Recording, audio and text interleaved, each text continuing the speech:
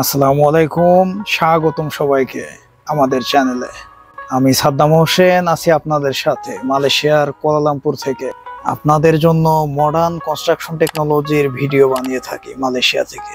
তারই ধারাবাহিকতায় আজকে আমরা রবিন ইঞ্জিনের ওভার স্পিড সমস্যা সমাধানের প্রক্রিয়া দেখব। চলুন শুরু করি। তো প্রথমে স্টার্ট দিয়ে দেখবো যে মেশিনটা মোটামুটি কত আরপিএম এ চলতেছে। এটার ফ্যাক্টরি যে সেটিং সেটা হচ্ছে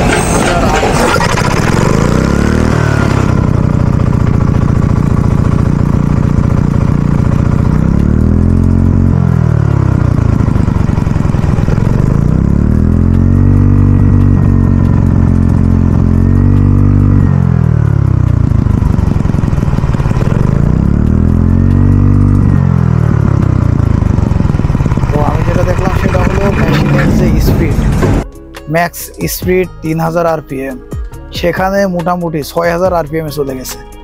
এটার কারণ হতে পারে যে স্প্রিং কোনো কারণে নড়ে যাওয়া অথবা বাড়ি খাওয়া। এই রবিন ইঞ্জিনের ওভার স্পিডের জন্য যে দায়ী গভর্নর লিভার, তো সেটারে এখন রিঅ্যাসেম্বল করতে হবে, পুনরায় লাগাবো যেন সমস্যাটা সমাধান করতে পারি। তো ভিডিওর স্পিড আমি বাড়িয়ে দিয়েছি কারণ যেন অল্প সময়ে আমি আপনাদেরকে দেখাতে পারি।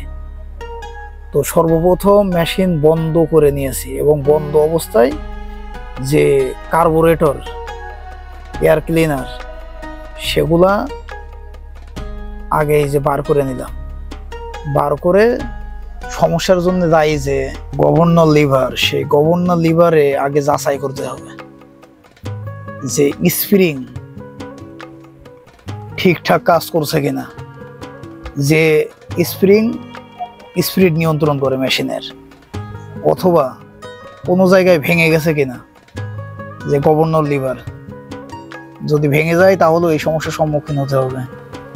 আমি দীর্ঘ 13 বছর মালয়েশিয়াতে আছি কনস্ট্রাকশন সাইটে, তো আমি আমার অভিজ্ঞতা সবসময় আপনাদের সাথে শেয়ার করি যেন আপনারা উপকৃত হতে পারেন। তো অবশ্যই আমার সাথে থাকবেন, পাশে থাকবেন এবং চ্যানেল সাবস্ক্রাইব করবেন। তো চলুন দেখি ফলাফল।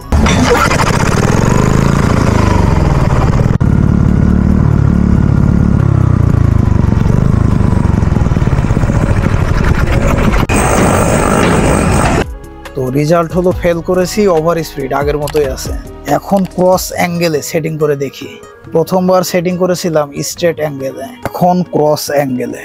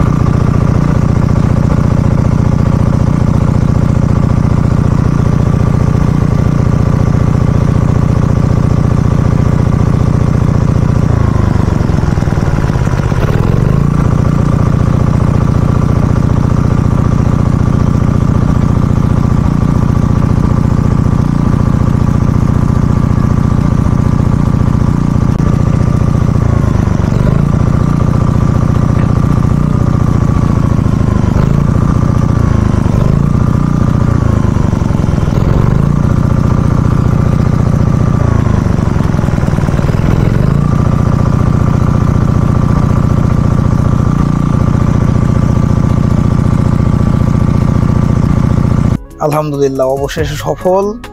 এবং বর্তমান যে স্পিড আছে সেটা হচ্ছে 3000 থেকে 3500 আরপিএম। তো 3 থেকে 4000 আরপিএম এ মেশিনটা সুন্দরভাবে চলে, সমস্যা হয় না। কারণ পুরান মেশিন কিছুটা স্পিড কমে যায়, কিন্তু যদি আবার 6000, 5000, 6000 আরপিএম এ চলে যায় তখন মেশিন বাস্ট হওয়ার ভয় থাকে। পিস্টন, গিয়ার সেগুলা ভেঙে যাওয়ার ভয় থাকে। অনেক সময় মেশিনের বডি পর্যন্ত ফেটে যায় প্রেসারের কারণে, অতিরিক্ত চাপের কারণে। এখন স্পিড রেখেছি 3 থেকে 3500 আরপিএম। আপনাদের ইঞ্জিনে যদি একই ধরনের সমস্যা থাকে তাহলে আজকের এই টিপসগুলো আপনার কাজে লাগবে। পরবর্তী ভিডিওতে আমরা এই যে রবিন ইঞ্জিনটা, যেটা দীর্ঘ 1.5 বছর ধরে পড়ে আছে, ডেড ইঞ্জিন, এই ডেড ইঞ্জিনটা মেরামত করার চেষ্টা করব এবং সেটা আপনাদের সাথে শেয়ার করব। এই ধরনের টেকনিক্যাল বিষয়গুলো সহজভাবে উপস্থাপন করতে আমি সবসময় চেষ্টা করি।